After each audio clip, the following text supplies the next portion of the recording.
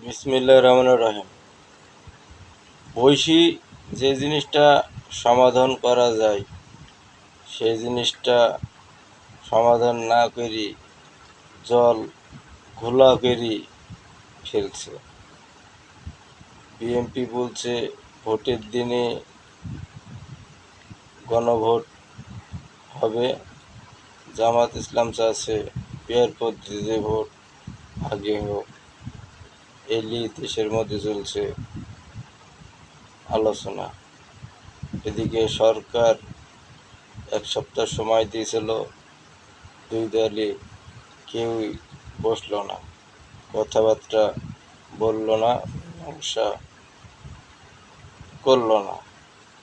এখন মীমাংসা যে করলো না, সরকার যে সিদ্ধান্ত দিবে এখন তাই মাইনে নিতে হবে।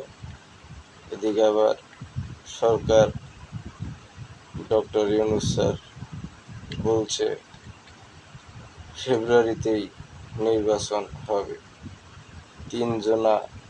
তিন দিকে গড়াইতেছে, মিল মহব্বত এখনো হলো না।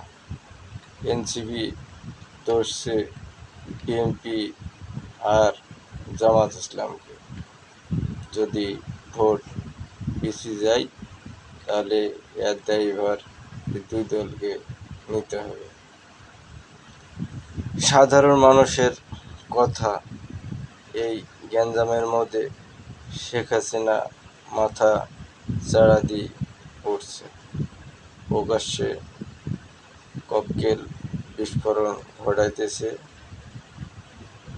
পিস্তলে গুলির আওয়াজ ছুটছে সাধারণ মানুষের কানে, যেভাবে রাস্তায় দৌড়াদৌড়ি করছে, গাড়িতে আগুন, বোমা হামলা শুরু হয়ে গেছে।